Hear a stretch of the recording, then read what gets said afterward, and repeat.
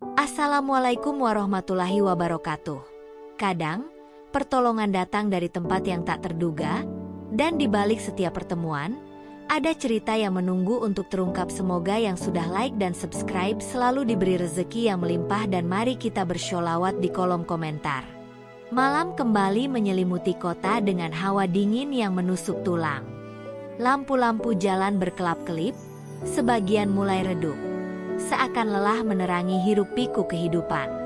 Di sudut trotoar yang mulai lengang, seorang gadis kecil berusia 10 tahun berdiri dengan kedua tangannya memeluk setumpuk tisu dagangannya. Jaket lusuh yang ia kenakan tampak sudah tak mampu lagi menahan udara malam yang menggigil. Sinta menggigit bibirnya, mencoba mengusir rasa lapar yang sejak siang tadi menggerogoti perutnya. Hari ini, ia belum makan sepiring nasi pun. Sejak pagi, ia berkeliling menawarkan tisu kepada setiap pejalan kaki, berharap ada yang berbaik hati membeli dagangannya. Namun, seperti biasa, kebanyakan orang hanya melirik sekilas sebelum kembali sibuk dengan urusan mereka. Langkah-langkah kakinya yang kecil menyusuri trotoar, matanya menatap ke arah restoran-restoran mahal yang berjajar di pinggir jalan. Dari balik kaca jendela besar, ia melihat orang-orang duduk nyaman di dalamnya, menikmati hidangan lezat sambil tertawa. Aroma makanan yang menggoda seakan mengejeknya, membuat perutnya semakin perih.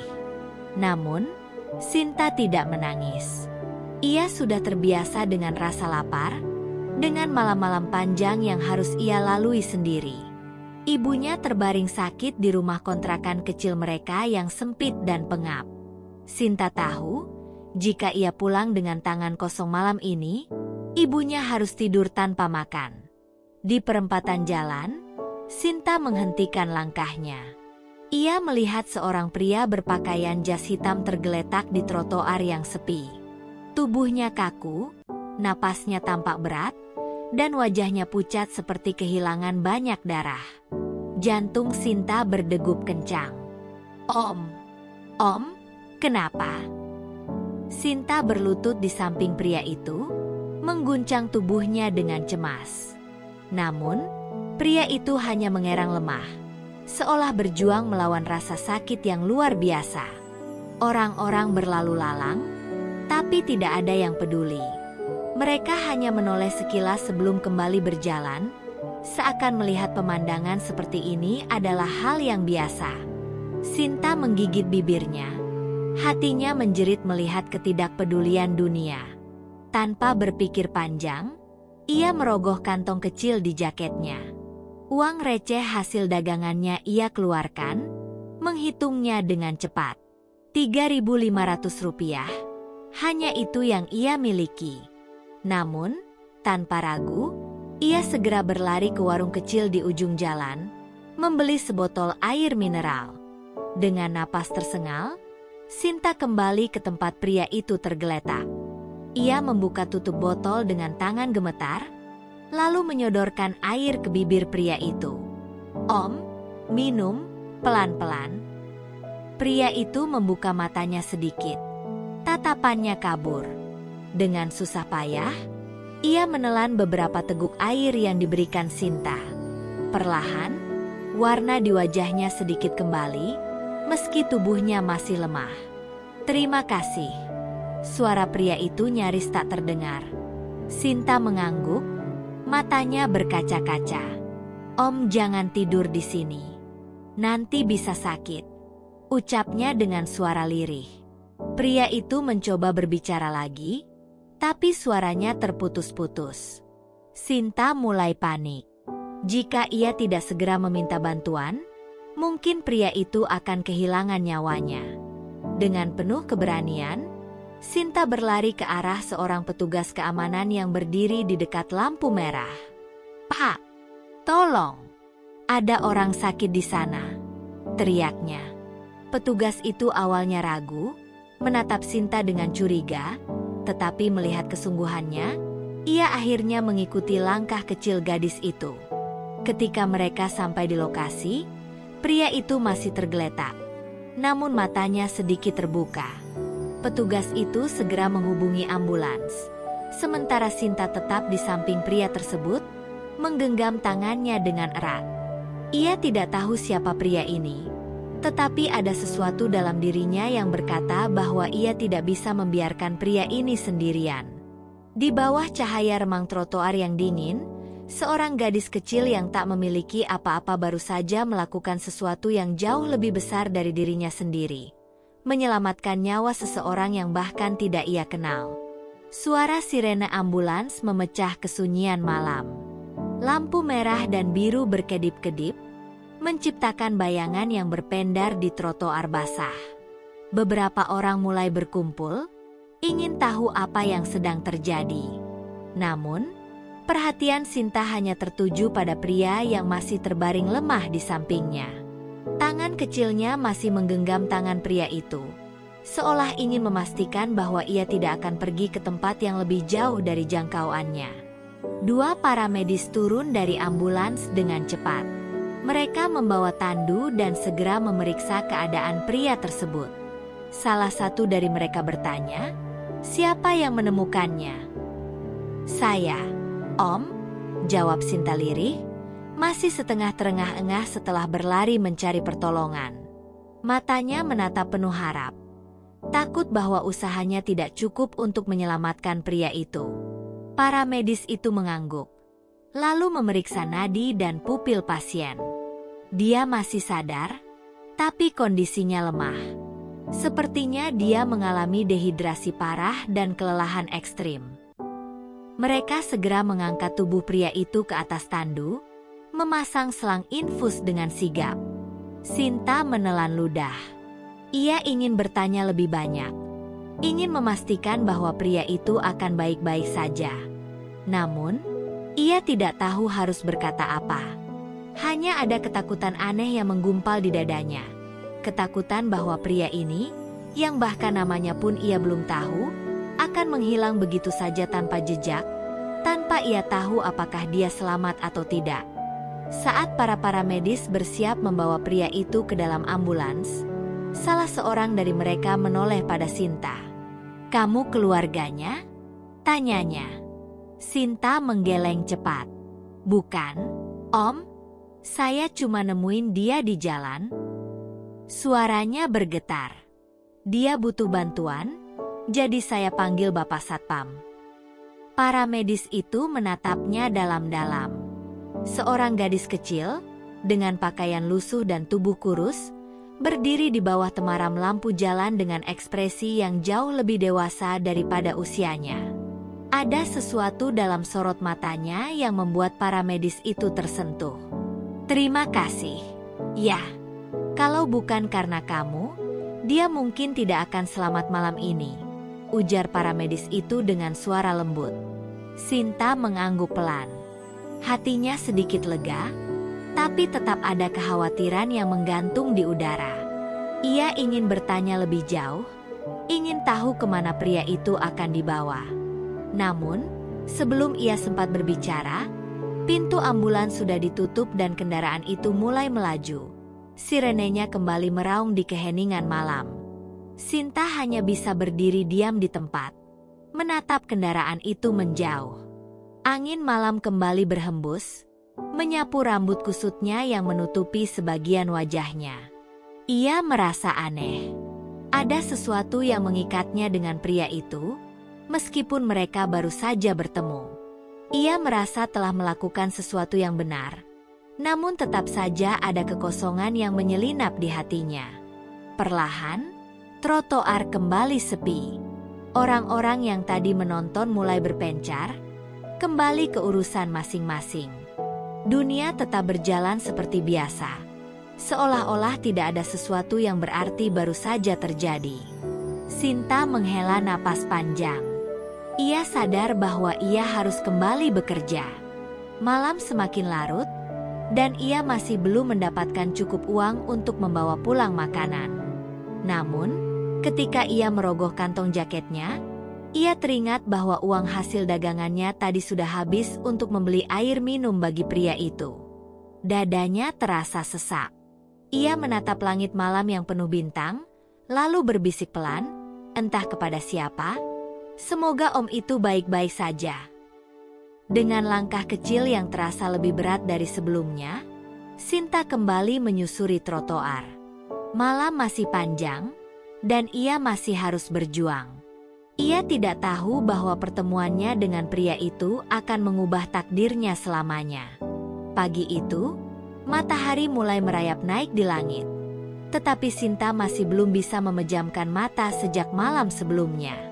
Ia hanya duduk diam di sudut kamar kontrakan kecilnya, menatap lantai yang dingin dan retak. Ibunya masih tertidur di kasur tipis yang hampir tak layak disebut tempat tidur. Napas wanita itu terdengar berat, seiring batuk yang sesekali mengguncang tubuh ringkihnya. Sinta ingin menceritakan apa yang terjadi semalam, tentang pria yang ia temukan tergeletak di trotoar, tentang bagaimana ia menggunakan uang satu-satunya untuk membelikannya air. Namun, ia tahu bahwa ibunya sudah cukup terbebani dengan penyakitnya. Maka, ia hanya duduk diam, mendekap lututnya, membiarkan pikirannya melayang jauh. Di luar, suara radio dari warung sebelah terdengar samar. Sinta yang awalnya tidak memperhatikan, tiba-tiba tergerak saat mendengar sesuatu yang familiar. Seorang pengusaha ternama, Adrian Santoso, dikabarkan menghilang secara misterius sejak tadi malam. Keluarganya telah melaporkan ke polisi setelah pria itu tidak kembali ke rumah dan tidak bisa dihubungi. Hingga saat ini, keberadaannya masih belum diketahui. Sinta membeku. Nama itu, Adrian Santoso, bergetar di kepalanya seperti suara guntur yang tiba-tiba menggelegar. Ia yakin, itulah nama pria yang ia tolong semalam. Apakah pria berpakaian jas lusuh yang nyaris tak sadarkan diri itu adalah orang yang sama dengan pengusaha besar yang disebut-sebut di radio? Tangannya bergetar. Ia ingin meyakinkan dirinya bahwa ini hanya kebetulan, tetapi hatinya berkata lain. Wajah pria itu, ekspresi lemah yang ia lihat ketika ia menuangkan air ke bibirnya, semua itu terasa terlalu nyata untuk dianggap sebagai sesuatu yang sepele. Ia bergegas keluar dari kontrakan, berlari ke kios koran yang sering ia lewati saat berjualan tisu. Di sana, ia melihat headline besar di halaman depan. Misteri hilangnya Adrian Santoso, konglomerat muda pemilik jaringan hotel ternama. Sinta menelan ludah. Ada foto pria itu terpampang di sana. Meski tampak lebih rapi dan berwibawa dalam setelan jasnya, Sinta tidak bisa salah mengenali. Itu memang dia. Dadanya terasa semakin sesak. Jika yang ia duga benar, berarti pria itu sedang dicari banyak orang. Tapi mengapa ia bisa ditemukan dalam keadaan sekarat di trotoar? Apa yang terjadi sebelum ia pingsan? Apakah ada seseorang yang berusaha mencelakainya? Pertanyaan-pertanyaan itu berputar dalam benaknya. Namun, satu hal yang paling membuatnya bingung adalah, haruskah ia memberitahu seseorang? Haruskah ia mencari polisi dan mengatakan bahwa ia adalah orang yang menemukan Adrian Santoso semalam? Tetapi, siapa yang akan percaya padanya? Seorang gadis kecil penjual tisu yang nyaris tak dipedulikan siapapun? Bahkan semalam, ketika ia berusaha mencari pertolongan, hampir tidak ada yang mau mendengar. Bagaimana jika orang-orang menganggapnya hanya mencari perhatian? Sinta menggigit bibirnya, merasa dilematis. Ia tidak bisa menghilangkan perasaan bahwa ada sesuatu yang salah. Pria itu tidak mungkin pingsan di trotoar begitu saja. Jika benar ia adalah konglomerat kaya, maka bagaimana mungkin ia bisa berakhir dalam kondisi seperti itu, di tempat yang kumuh dan sepi? Sinta mengepalkan tangannya. Ia tahu, meskipun kecil dan tidak berdaya, ia harus melakukan sesuatu. Ia tidak bisa membiarkan perasaan ini menghantuinya. Dengan tekad baru yang tumbuh di dadanya, ia memutuskan untuk mencari tahu kebenaran. Apapun yang terjadi, ia harus menemukan jawaban. Hujan rintik mulai turun ketika Sinta kembali menyusuri jalan yang sama tempat ia menemukan pria itu semalam. Bayangan kejadian itu masih terpatri jelas di kepalanya, seolah malam itu baru saja terjadi beberapa menit lalu. Ia menatap trotoar yang kini kosong, tak ada bekas apapun yang menunjukkan bahwa seseorang pernah hampir kehilangan nyawanya di sana. Namun, Sinta tahu kejadian itu nyata, sebenarnya terjadi, dan kini mengusik pikirannya tanpa henti. Ia tidak tahu apa yang mendorongnya kembali ke tempat itu. Mungkin hanya rasa penasaran, mungkin juga ada sesuatu dalam hatinya yang menginginkan kepastian. Tapi yang jelas, saat berdiri di bawah lampu jalan yang sama, ia merasa seolah sesuatu yang besar akan terjadi. Saat ia hampir berbalik untuk pergi, sebuah mobil hitam mengkilap melaju pelan dan berhenti tak jauh darinya. Jantungnya berdegup lebih cepat. Dari balik kaca gelap, seorang pria berbadan tegap keluar, lalu berdiri tegap seakan sedang mengamati sekitar. Sinta merasa takut. Ia melangkah mundur, mencoba menenangkan dirinya. Lalu, pintu mobil belakang terbuka. Dari dalam, seorang pria turun dengan langkah tertatih. Tubuhnya masih tampak lemah, tapi tatapannya tajam dan penuh arti. Sinta terkejut. Itu dia, pria yang ia selamatkan. Adrian Santoso berdiri di hadapannya, mengenakan setelan mahal yang kini tampak rapi. Namun, Sinta masih bisa melihat jejak kelelahan di wajahnya. Seolah apapun yang terjadi padanya semalam masih meninggalkan bekas. Sinta? Suara itu terdengar rendah, tetapi penuh ketulusan. Sinta membeku. Ia tidak tahu bagaimana harus merespons. Bagaimana pria sekaya itu bisa mengetahui namanya? Adrian tersenyum samar, lalu melangkah mendekat. "Aku sudah mencarimu sejak tadi pagi," katanya pelan. "Aku ingat semuanya. Ingat tangan kecilmu yang menggenggam tanganku. Ingat bagaimana kau berlari mencari bantuan. Tanpamu, mungkin aku tidak akan berdiri di sini hari ini." Mata Sinta membesar. Ia tidak pernah mengharapkan seseorang yang sekaya dan sekuat pria ini akan mengingatnya, apalagi mencarinya. Aku hanya ingin membantu, Om," jawabnya dengan suara hampir berbisik. Ia merasa canggung berdiri di hadapan pria yang kini ia ketahui adalah salah satu orang paling berpengaruh di negeri ini. Adrian menatapnya dalam-dalam. "Dan kau sudah melakukan lebih dari sekadar membantu. Kau menyelamatkan nyawaku." Sinta menggigit bibirnya. Ada sesuatu dalam cara pria itu berbicara yang membuatnya merasa dihargai, sesuatu yang jarang ia rasakan dalam hidupnya yang keras. "Aku ingin membalas kebaikanmu," lanjut Adrian. "Apapun yang kau butuhkan, apapun yang kau inginkan, katakan saja." Sinta terdiam. Ia ingin mengatakan bahwa yang ia butuhkan hanyalah makanan untuk ibunya, atau mungkin sedikit uang agar ia bisa membeli selimut yang lebih hangat untuk malam-malam dinginnya.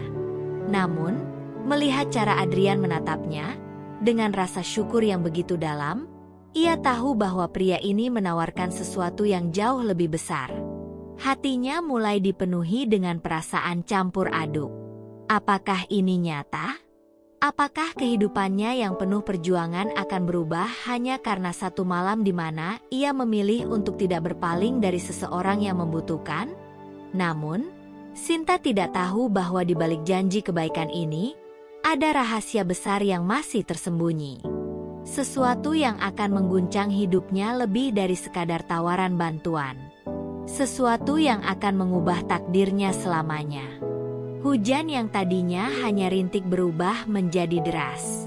Rintikannya menghantam trotoar, menciptakan genangan-genangan kecil di sepanjang jalan. Sinta berdiri diam di tempat, tubuhnya yang kurus mulai menggigil karena udara yang semakin dingin. Namun, hatinya justru terasa lebih panas, bercampur aduk antara bingung, tak percaya, dan takut. Adrian Santoso masih berdiri di hadapannya, tatapannya tenang tapi penuh kesungguhan. Pria itu baru saja mengatakan sesuatu yang hampir mustahil bagi Sinta untuk percayai. Ia menawarkan bantuan, bukan hanya sekadar memberi uang atau makanan, tetapi sesuatu yang lebih besar. Apapun yang kau butuhkan, apapun yang kau inginkan, katakan saja, kata pria itu dengan suara penuh keyakinan. Sinta menundukkan kepala, menatap jemari kecilnya yang kedinginan. Apa yang ia butuhkan? Jawabannya sangat banyak. Ia ingin ibunya sembuh. Ia ingin punya rumah yang lebih layak, tempat di mana atapnya tidak bocor setiap hujan turun. Ia ingin bisa makan 3 kali sehari tanpa harus mengkhawatirkan apakah ada cukup uang untuk keesokan harinya. Tapi, bisakah ia meminta semua itu? Dengan suara lirih, hampir berbisik, Sinta akhirnya berkata, "Aku hanya ingin ibuku sembuh." Om, matanya yang besar dan sayu mulai dipenuhi air mata yang tertahan. Ia tidak peduli tentang dirinya sendiri. Yang terpenting baginya adalah ibunya, satu-satunya keluarga yang ia miliki. Adrian menatap gadis kecil itu dengan tatapan yang sulit diartikan. Ada keheningan yang panjang sebelum akhirnya pria itu berkata dengan suara rendah, "Baik, aku akan membawamu dan ibumu ke tempat yang lebih baik. Aku akan memastikan ibumu mendapatkan perawatan terbaik." Sinta mengangkat wajahnya, matanya membulat tak percaya. "Om serius?" Suaranya bergetar, seolah takut ini hanya sebuah mimpi yang akan sirna begitu ia membuka mata. Adrian mengangguk. "Aku tidak pernah main-main dengan perkataanku." Ia memberi isyarat pada pria berbadan tegap di sampingnya, yang segera membuka pintu mobil hitam mewah yang masih terparkir di pinggir jalan. "Ayo, kita jemput ibumu." Sinta masih ragu. Seumur hidupnya, ia tidak pernah berada dalam situasi seperti ini. Selalu ada orang-orang yang mengabaikan atau bahkan mengusirnya. Tidak ada yang benar-benar peduli, apalagi sampai menawarkan bantuan sebesar ini. Apakah ia harus percaya? Namun, tatapan Adrian begitu jujur, begitu meyakinkan. Hatinya mengatakan bahwa pria ini bukan orang jahat. Lagi pula, apalagi yang bisa ia lakukan? Ibunya semakin lemah setiap hari, dan ia tahu tanpa pertolongan, mungkin ia akan kehilangan satu-satunya orang yang ia cintai. Dengan langkah ragu, Sinta akhirnya mengangguk. "Baik, tapi rumahku kecil sekali, Om. Ibuku juga mungkin tidak bisa berjalan jauh." Suaranya terdengar begitu polos, begitu lugu. Adrian tersenyum tipis. "Jangan khawatir. Kami akan menjemputnya dengan hati-hati." Dalam perjalanan menuju kontrakan kecilnya, Sinta duduk diam di kursi belakang mobil. Tangannya menggenggam erat ujung jaket lusuhnya. Mobil ini terlalu nyaman, terlalu mewah. Sesuatu yang tidak pernah ia bayangkan bisa ia duduki. Jok kulitnya empuk, bau harum memenuhi kabin, dan kaca jendelanya begitu bersih, hingga ia bisa melihat pantulan wajahnya sendiri yang tampak kecil dan kotor dibandingkan sekelilingnya. Sesekali, ia melirik Adrian yang duduk di sampingnya. Pria itu menatap keluar jendela dengan tatapan kosong, seolah pikirannya sedang melayang ke tempat lain. Ada sesuatu yang aneh. Pria itu tampak kuat dan berkuasa, tetapi juga terlihat sepi, seperti seseorang yang telah kehilangan sesuatu. Tak lama, mobil berhenti di gang sempit tempat kontrakan Sinta berada. Dengan cepat, Sinta turun dan berlari masuk ke dalam rumah kecilnya. Di dalam, ibunya masih terbaring di kasur tipis. Wajahnya pucat dan tubuhnya kurus. "Bu, bangun. Kita akan pergi ke tempat yang lebih baik," bisiknya penuh harapan. Ibunya membuka mata perlahan, menatap putrinya dengan pandangan lemah. "Apa maksudmu, Nak?" Suaranya serak. Sebelum Sinta sempat menjawab, Adrian sudah berdiri di ambang pintu. Ia menatap wanita itu dengan lembut, lalu berlutut di sampingnya. Bu, saya Adrian Santoso. Putri ibu telah menyelamatkan saya semalam. Sekarang, izinkan saya membantu kalian. Mata sang ibu berkaca-kaca. Ia memandang putrinya, lalu kembali menatap Adrian.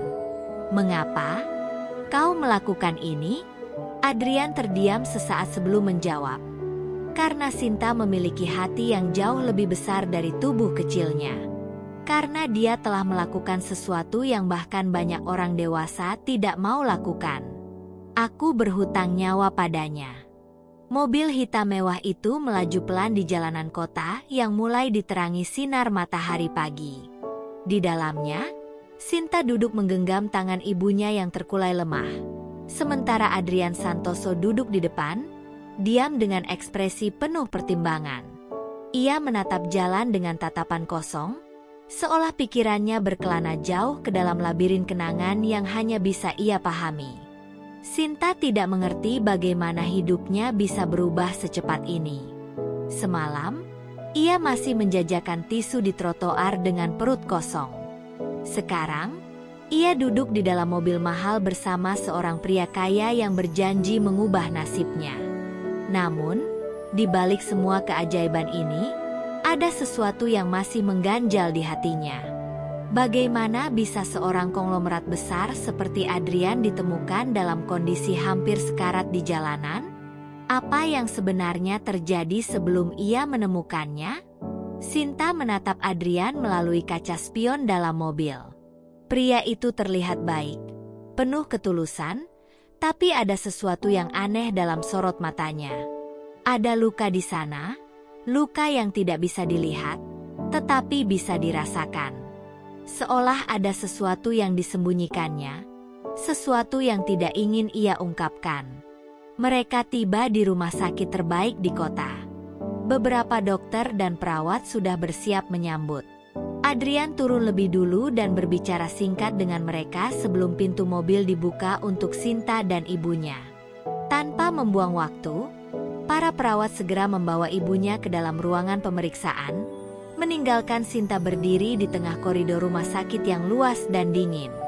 Ia memandangi lorong panjang itu dengan perasaan campur aduk. Tempat ini terlalu besar, terlalu mewah dibandingkan dengan kontrakan kecil yang selama ini ia tinggali. Ia merasa asing, seolah sedang berada di dunia yang bukan miliknya. Saat itulah Adrian menepuk bahunya pelan. "Ibumu akan mendapatkan perawatan terbaik," katanya dengan suara rendah. "Kamu tidak perlu khawatir." Sinta mengangguk, tetapi pikirannya masih penuh dengan pertanyaan. Dengan hati-hati, ia akhirnya memberanikan diri untuk bertanya, "Om Adrian, sebenarnya apa yang terjadi semalam? Mengapa Om bisa ditemukan dalam keadaan seperti itu?" Adrian terdiam sesaat. Wajahnya mengeras, seolah sedang mempertimbangkan apakah ia harus mengatakan yang sebenarnya atau tidak. Namun, akhirnya ia menghela napas panjang, lalu berkata dengan nada lirih, "Seseorang mencoba membunuhku." Sinta membelalakan mata. Kata-kata itu terdengar seperti sesuatu yang hanya ada dalam film atau berita kriminal di televisi. Maksud Om?" Suaranya bergetar. Adrian menatap ke arah jendela besar rumah sakit. Dari sana, kota terlihat begitu luas. Tetapi bagi Adrian, dunia terasa semakin kecil dan sempit. "Aku tidak tahu siapa yang melakukannya. Tapi semalam, aku ingat seseorang menyerangku. Mereka memasukkan sesuatu ke dalam minumanku saat aku sedang dalam perjalanan pulang dari sebuah pertemuan bisnis. Aku kehilangan kesadaran di dalam mobil, dan saat aku tersadar, aku sudah tergeletak di jalan, ditinggalkan begitu saja." Sinta merasa bulu kuduknya meremang. Ini bukan sekadar kisah tentang seorang pria kaya yang kebetulan pingsan di trotoar. Ini adalah upaya pembunuhan. Seseorang ingin Adrian mati, dan jika Sinta tidak menemukannya malam itu, mungkin mereka akan berhasil. "Tapi kenapa, Om?" tanyanya, suaranya hampir berbisik. Siapa yang ingin mencelakai Om? Adrian menghela napas. Dunia bisnis itu kejam, Sinta. Ketika kau memiliki sesuatu yang diinginkan banyak orang, kau akan selalu menjadi target.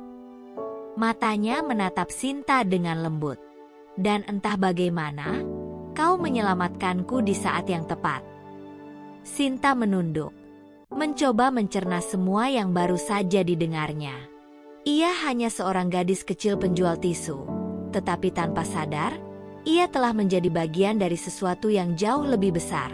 Sebuah konspirasi yang mengancam nyawa seorang pria berkuasa. Di dalam ruang perawatan, suara ibunya yang terbatuk-batuk membuyarkan pikirannya. Ia berlari masuk, mendapati ibunya sedang duduk di ranjang. Tersenyum tipis padanya.